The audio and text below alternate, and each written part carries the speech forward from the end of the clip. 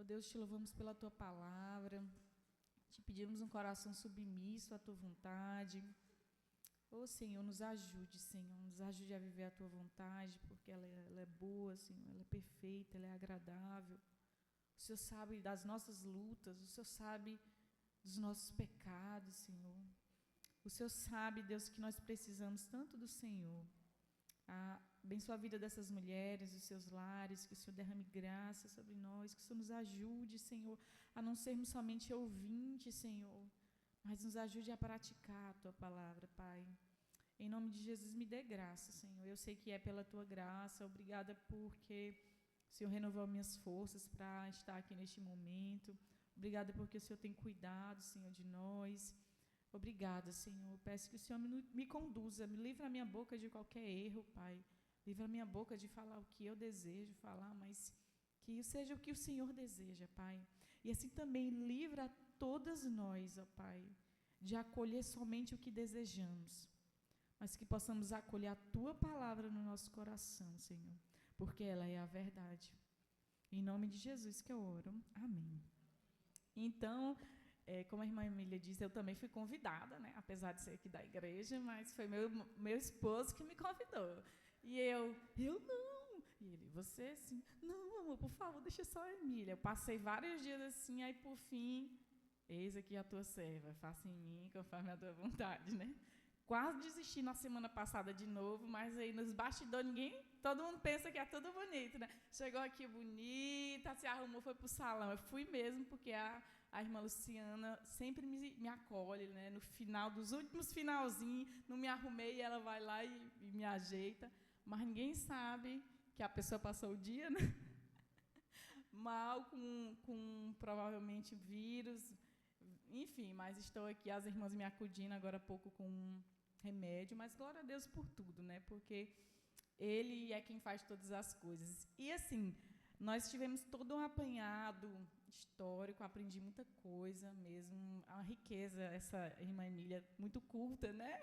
É uma bênção, glória a Deus. Sim, minha irmã. Aprendemos muita coisa, glória a Deus. E nesse momento eu vou trazer algo mais prático para a nossa vida, né? Nós sabemos que nós vivemos em um mundo que ele é conduzido, né, como a irmã disse, por ideologias, e que elas se contradizem com a palavra de Deus. Então, nós vivemos muitas vezes em conflitos. Nós vimos esse movimento de força, de independência da mulher, mas nós vamos agora olhar justamente para a força e a beleza da mulher cristã.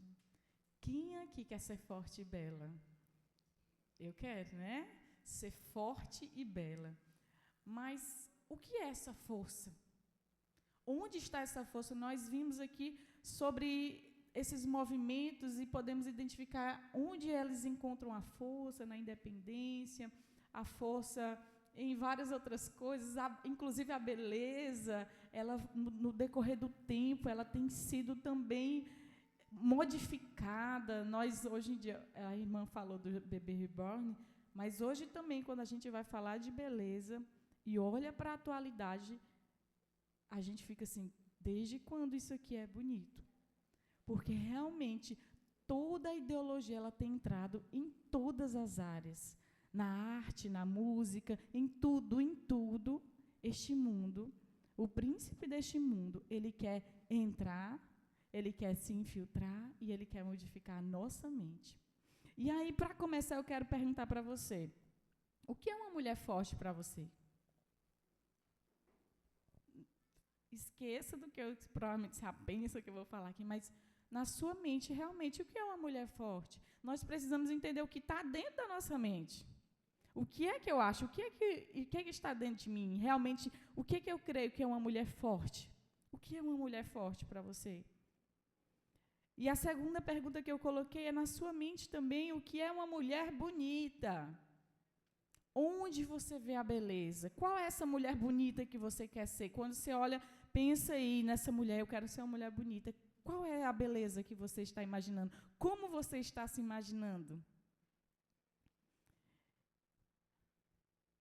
Nós sabemos que nós vamos ver aqui, na verdade, duas vertentes, né? Nós vamos ver que Primeiro nós vamos começar aqui pela beleza. O que você considera beleza e o que o mundo considera beleza? Será se a beleza na sua mente tem sido roupas bonitas, tem sido joias e adereços bonitos? Será se tem sido aquele corpo que você está buscando tanto, ter aquele corpo sarado? Será se é isso que passa por sua mente? Essas são perguntas simples, mas que elas mostram muito do que há no nosso coração. Porque nós realmente vivemos nesse mundo caído, que ele busca deturpar toda a ideia de verdade, de beleza e de virtude. E eu vou colocar para vocês o versículo seguinte, nós vamos ler já 1 Pedro 3, que é o texto básico que eu vou trabalhar aqui.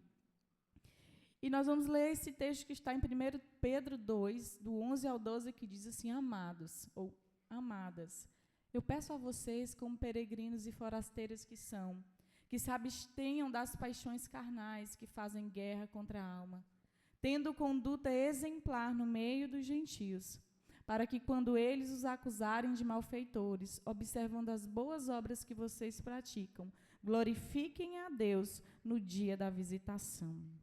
Olha só que texto forte que Pedro nos coloca aqui. E olhando lá para o texto, eu quero que você volte lá. Nós vemos, o primeiro ponto que a gente aprende com ele é que nós somos o quê? Peregrinos e forasteiros. Diz assim: eu sou peregrina. Eu sou peregrina. Nós estamos aqui de passagem.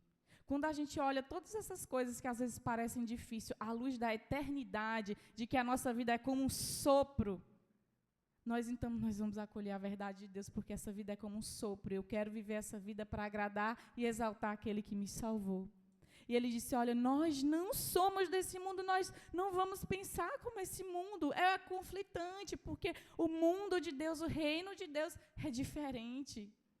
E ele diz: olha só, nós não somos deste mundo. E ele diz: e vocês devem se abster das paixões carnais que fazem guerra contra a alma. Vocês não são daqui. E vocês não devem andar de acordo com esse mundo. E vai ser muitas vezes uma guerra dentro do seu coração. Mas lembre-se que você não é desse mundo. E você não deve andar de acordo com os valores desse mundo. E ainda nesse texto lá, pode voltar, ele diz que, olha só, tendo conduta exemplar no meio dos gentios, para que, quando eles os acusarem, observando as boas obras que vocês praticam, glorifiquem a Deus no dia da visitação. Então, o que esse trecho também nos traz, pode passar, ele diz que nós estamos sendo observados por este mundo. Você acha que as pessoas ao seu redor, elas não estão lhe observando? Você que se diz: eu sirvo ao Senhor. Não, eu creio na Bíblia. As pessoas, elas lhe observam. Elas lhe observam. E o que é que as pessoas estão vendo em nós? Será se elas estão vindo viver de Cristo em você? Lá no seu trabalho, lá na sua escola, você que também é adolescente, nós temos vários adolescentes aqui também. Qual é a vida que você tem demonstrado? É a vida de Cristo? E nós vamos trabalhar aqui justamente onde está a força, onde está o procedimento da mulher cristã e onde está a beleza dessa mulher cristã, no texto que eu peço que abram na Bíblia mesmo, em 1 Pedro, capítulo 3. 1 Pedro, capítulo 3, do versículo 1 ao 6.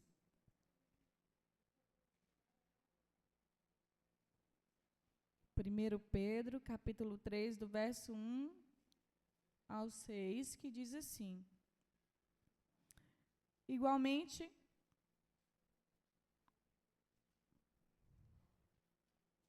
eu vou ler aqui na projeção mesmo, então. Mulheres, sede vós igualmente submissas a vosso próprio marido, para que, se ele ainda não obedece à palavra, seja ganho sem palavra alguma por meio do procedimento de sua esposa, a observar o vosso honesto comportamento cheio de temor. Não seja o adorno da esposa o que é exterior, como frisado de cabelos, adereços de ouro, aparato de vestuário.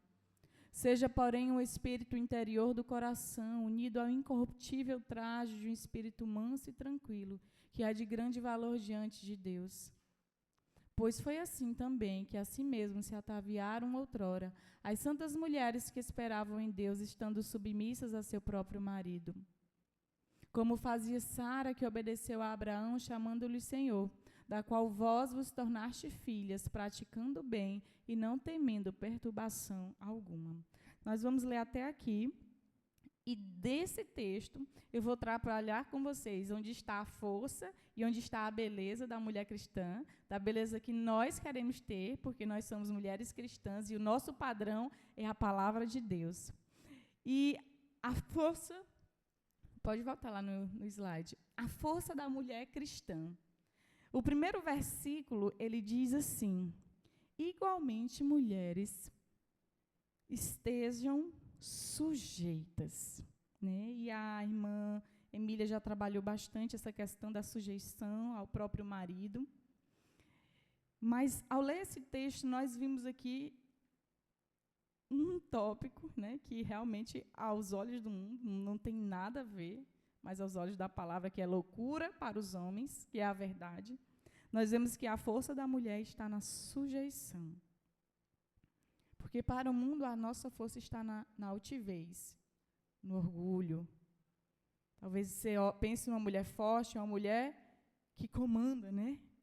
Mas a verdade de Deus diz que a força da mulher está onde? Na sujeição. Nós não mostramos a nossa força pela nossa imposição. A nossa força não está em impor a nossa vontade, porque não é isso que nós aprendemos de Cristo. Voltando o texto, em 1 Pedro capítulo 2, ele vai dizer o seguinte, no capítulo 2, no texto anterior, ele vai dizer assim, presta atenção, ele diz, igualmente, né, igualmente vocês, esposas, estejam sujeitas cada um a seu marido. Igualmente, ele está comparando com quem? Vocês acham que está comparando com quem? Igualmente quem? Igual quem? Igual quem? Vamos ver, né? Acho que já acertaram, mas igual quem? Quem é essa pessoa? Ele não cometeu pecado, nem foi encontrado engano em sua boca. Pois ele, quando insultado, não revidava com insultos. Quando maltratado, não fazia ameaças, mas se entregava àquele que julga retamente, carregando ele mesmo em seu corpo sobre o madeiro os nossos pecados, para que nós, mortos para os pecados, vivamos para a justiça. Pelas feridas dele vocês foram sarados, porque vocês estavam desgarrados como ovelhas. Agora, porém, se converteram ao pastor e bispo da alma de vocês. Então, igual a Cristo, o nosso padrão, o padrão que ele usa aqui é igualmente vocês, igual, olha para Cristo. Olha o que Cristo fez, ele se sujeitou, ele era inocente. Ele foi maltratado, ele foi crucificado, ele foi ferido por causa das nossas transgressões e ele não revidou, ele se sujeitou à vontade do Pai e ele então foi exaltado. A sujeição à vontade, ou mesmo da submissão ao seu marido, ou mesmo a submissão à vontade de Deus, ela sim no tempo devido trará exaltação. Mas nós esquecemos que nós somos peregrinos, o tempo da exaltação, o tempo de estarmos com Cristo, da festa, não é esse. Esse é o tempo da sujeição, como o Filho de Deus se sujeitou. E ele diz, mulheres, se sujeitem, porque Cristo também fez assim. Então, a força da mulher está assim na sujeição. E a força também da mulher está em obras que falam mais que 1000 palavras. Olha o que ele diz. Vocês, esposas, estejam sujeitas, cada um a seu próprio marido, para que, se ele ainda não obedece à palavra, seja ganho sem palavra alguma por meio de sua conduta de esposa. A força da mulher está em uma vida de obras, está em uma conduta que ela é irrepreensível. Ela diz que esse marido olha para ela, você que talvez tem um marido aqui que não é crente, e que você às vezes quer impor, quer fazer com que ele mude pela sua força, ou seu marido que tenha dificuldades em tantas áreas, e você pensa que a força, você vai impor o seu discurso, e ele diz, a sua força, mulher, a palavra de Deus diz, está no seu proceder. Ele, sem palavras, se você falar palavras, ele pode olhar para você e ver a vida de Cristo e ser transformada. Isso é o que diz a palavra de Deus, sem palavra alguma, por meio da sua conduta, a observar o seu procedimento, ele pode ser ganho. Então, a força da mulher cristã está numa vida de sujeição. uma vida de obras, obras que falam mais que palavras, e também uma vida santa e cheia de temor, que é o que ele diz, né? Que ao observarem um comportamento honesto e cheio de temor que vocês têm, é uma vida cheia de temor a Deus, essa é a sua força. É isso que você, provavelmente, tantas coisas que você anseia na sua vida, e você pensa que você vai conseguir pela força, pelo seu muito fazer, por tantas coisas que às vezes passam na nossa mente, mas ele diz que a sua força está numa vida de sujeição ao Senhor, em uma vida de obras e uma vida de temor a Deus, não aos homens. Porque muitas vezes nós tememos aos homens, e nós vivemos com medos, nós vivemos tomando decisões que não agradam a Deus, mas agradam os homens. Mas ele te chama, olha mulher, a tua força está em temer a mim, em ter uma vida separada, uma vida santa, uma vida de obras que realmente falam, que manifestam Cristo. Então nós vimos aqui onde está a força, na sujeição, em obras que falam mais que 1000 palavras, em uma vida santa e cheia de temor. E olhando para a sua vida, olhando para a minha vida, será que é daí que nós temos tirado a nossa força? Porque eu mesmo, muitas vezes, eu penso que é pelo meu barulho, né? Pela minha reclamação, que as coisas elas vão mudar. Mas a força da mulher cristã, ela não está, ela está em uma vida de obras. E, seguindo, eu vou falar sobre a beleza da mulher cristã. Pode passar. Onde está a beleza da mulher cristã? Eu havia me esquecido. Volte aqui. Eu trouxe essa pequena reflexão sobre a verdadeira feminilidade de John Piper, que ele traz um texto muito legal, muito mesmo, que ele vai falar o sentido último da verdadeira feminilidade. Traz uma palavra para as casadas, uma palavra para as solteiras. E ele usa alguns exemplos do que é o oposto de uma mulher fraca, uma mulher forte, digamos assim. E ele diz, o oposto de uma mulher fraca não é uma mulher barulhenta, agressiva, controladora, é algo muito mais profundo. O oposto de uma mulher fraca é Mary Durham, 14 anos, presa na França no século XVIII por ser protestante. Ofereceram liberdade por uma frase, eu renuncio. Ela escreveu na cela, eu resisto. E permaneceu lá por 38 anos. Obras que valem mais que 1000 palavras. Gladys Steins, Índia, 1999, após servir leprosos por 30 anos, perdeu o marido e 2 filhos queimados vivos. Ela disse, não estou amargurada. Queimemos o ódio e espalhemos a chama do amor de Cristo. Criska e Vic são 2 irmãs lá da igreja do pastor John Piper, que elas fizeram 65 cirurgias desde o nascimento, devido a essa síndrome de Apert. Deus me criou assim, e eu confio nele. John Erickson Tada, tetraplégica há mais de 40 anos, e ela ora, obrigada, Senhor, por esta cadeira de rodas. Ela é a minha maior misericórdia. Suzy, que perdeu o marido, descobriu câncer e perdeu a sua mãe, e ela escreve, meu pior sofrimento era o pecado. Deus está reformando os meus pensamentos. Teologia fraca produz mulheres fracas. Teologia firme produz mulheres inabaláveis. Mulheres que glorificam a Cristo mesmo em meio à dor. Isso é a verdadeira feminilidade. Olha que forte esses testemunhos. Porque nossa visão, isso é forte, né? Essa é uma mulher forte. Isso é que eu quero ser. Mulheres que em meio à dor, que em meio à perseguição, elas mostram com as obras delas de que eu amo a Cristo. Eu suporto a dor, eu suporto o sofrimento e glorifico ao Senhor. É uma teologia forte. Elas entendem que são forasteiras. Elas entendem que a força delas está na sujeição à vontade de Deus. É uma coisa que a gente tem aprendido. Aconteceu algo difícil na tua vida? Aceita, meu amor. Aceita. É a vontade de Deus. Se sujeita à vontade de Deus. Porque o nosso coração, ele quer se rebelar contra a vontade de Deus, mas a nossa força está em nos sujeitar à vontade de Deus, em acolher a vontade de Deus e glorificá-lo. E onde está a beleza da mulher cristã? Nós vimos aqui a força da mulher cristã, e a beleza dela está onde? Lá no versículo 3, ele diz que a beleza de vocês não esteja no exterior, como tranças nos cabelos, joias de ouros e vestidos finos, né? E ele vai começar falando que essa beleza ela não deve estar nas tranças, nos cabelos. E antes de falar sobre isso, esse texto está dizendo que a gente não pode se arrumar? Não, né?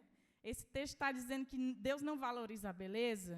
Não, pode ir no salão, pode ir na irmã Germaine comprar joias, pode ir lá na Gislane fazer seu procedimento, né? Se ajeitar, comprar roupa aí nas irmãs que vendem, porque Deus é um Deus de beleza. Ele não criou a criação de qualquer jeito, ele criou com beleza, né? A gente fala, né, que a criação, o próprio texto diz, a Bíblia diz, a criação manifesta a glória de um Deus que é belo.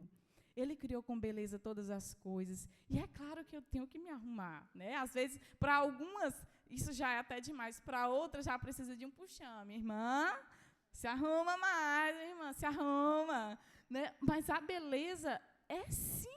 A gente deve sim buscar estarmos bonitas, estarmos apresentáveis. Isso glorifica a Deus. E olha só, a mulher de Provérbios 31, como ela se veste, ela faz para si cobertas, veste-se de linho fino e de púrpura. Ela anda bem vestida, ela se preocupa em como ela está, em como ela está vestida. Ela pensa, não, eu vou fazer uma roupa para mim, eu vou providenciar uma roupa. E olha só a rainha Esther era tão bela, né, que ela foi escolhida na época dela.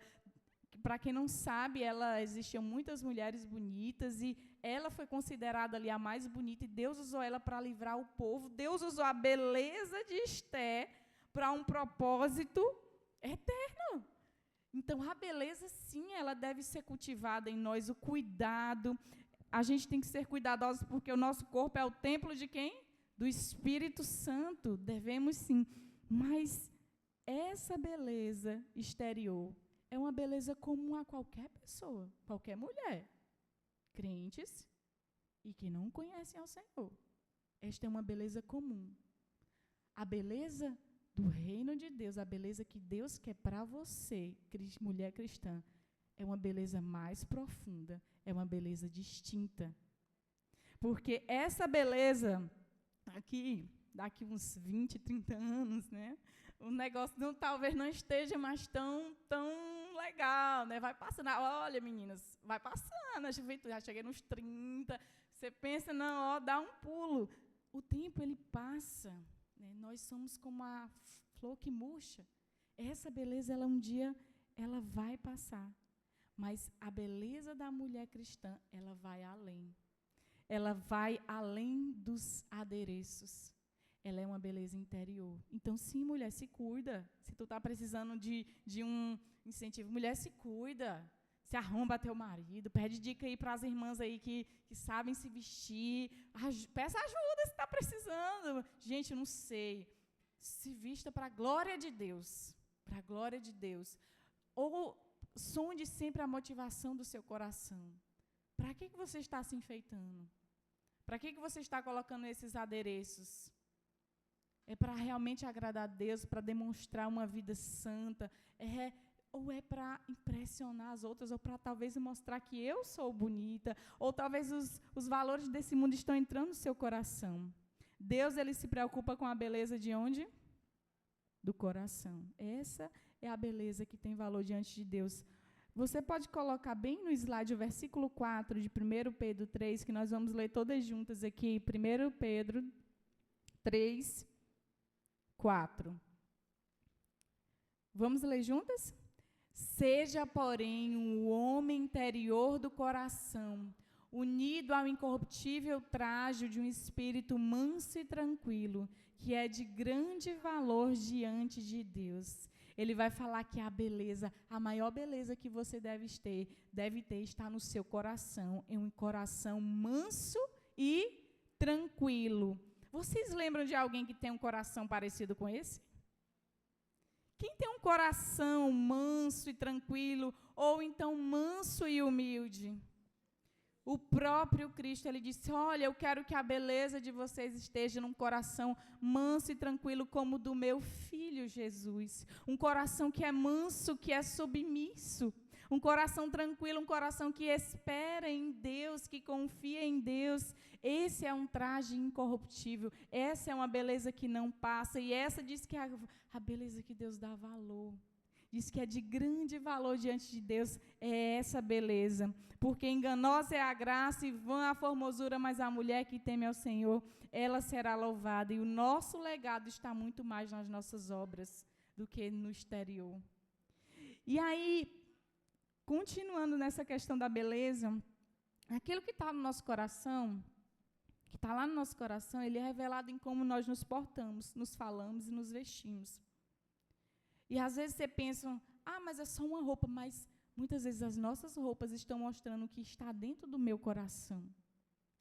Vocês acham que Deus ele se preocupa com roupa? Ele já falou alguma vez na Bíblia sobre roupa? Vocês lembram? Não? Vamos passar bem essa foto. Primeira foto lá, vocês imaginam quem é? Quem fez a primeira roupa? Deus. Quem fez a primeira roupa? Deus. Deus é estilista.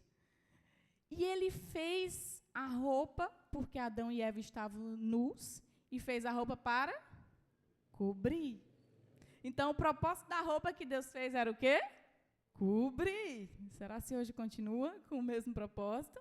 Porque Deus, que fez a primeira roupa, ele fez com o propósito de cobrir a vergonha, ele fez com o propósito mesmo de tampar. Olha só, na próxima foto ali, alguém sabe quem é? São os sacerdotes. Sabe quem foi que mandou fazer a roupa desse jeito? Deus. O povo de Israel recebeu do Senhor a instrução de tudo, até esses, usar a nossa linguagem birimbelozinha aqui, aqui de baixo, que era as romãs, tudo, as pedras no peito, que cores tinha que ter, tudo foi Deus que mandou fazer daquele jeito.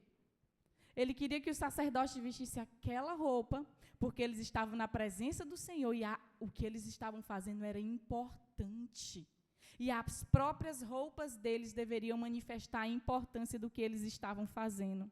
Foi o próprio Deus. Eles tinham 12 pedras no coração, aqui no peito, porque representavam a missão deles. Aqui, alguém imagina quem é? João Batista, ele vestia o quê? Pele de camelo. Vocês acham que foi à toa que esse homem vestia essas peles de camelo? Ele tirou do nada. Um homem de Deus tira do nada. Não, vou vestir essas peles de camelo. As vestimentas deles é como se fosse um grito para aquele momento, para aquela época. Elas manifestavam-se que o Salvador estava chegando, elas manifestavam o pecado daquele povo, elas tinham um propósito. E aquelas últimas roupas ali, que cores são? Brancas. Lá em Apocalipse vai falar da multidão com vestes como? Brancas. Quem foi que colocou na Bíblia? O próprio Deus. Quem determinou que elas estariam ali, daquela forma? O próprio Deus. Deus se preocupa com as nossas roupas? Vocês acham? Sim. Quem criou a roupa? O próprio Deus criou a roupa. Ele criou a roupa. Ele criou com o propósito de nos cobrir. Apesar deste mundo ter colocado na nossa cabeça, estar mudando isso, que muitas vezes a roupa é para nos mostrar. Hoje a roupa ela está mais mostrando os defeitos do que cobrindo. E ao estudar sobre isso, até mesmo eu fui confrontada a olhar algumas roupas ali e pensar, Senhor, eu quero te glorificar em tudo, Senhor. Me convença daquilo que não glorifica ao Senhor, porque eu quero glorificar a Ti. Porque o Senhor fez a roupa. E o Senhor fez todas as coisas com o propósito de glorificar o Senhor. E as nossas roupas, elas representam, sim, identidade. E nós somos identificados como povo de Deus. E olha só, eu sei que muitas vezes, principalmente as mães de adolescentes que estão naquela crise de identidade, de pertencimento, de que quer estar no grupinho, e os grupinhos às vezes se vestem assim, se vestem acolá, e mostrem para elas que o valor delas não está nesse adereço, não está na beleza do corpo exterior, mas no interior. Mostra para elas que Deus criou elas com perfeição, que Deus as amou e que Deus criou as roupas para cobri-las. Nós precisamos ensinar isso aos nossos filhos. Nós precisamos porque nós estamos perdendo. O mundo tem entrado, a gente nem vê. E a gente não vê. Quando percebe, você está tentando consertar algo que você não percebeu que foi entrando.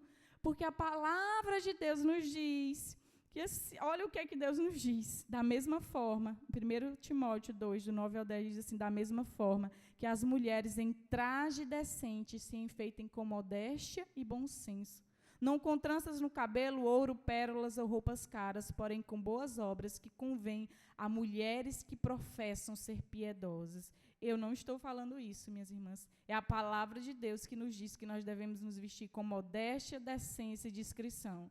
Não sou eu. É a palavra de Deus que nos diz isso. Como nós temos nos vestidos, como nós temos vestido as nossas filhas?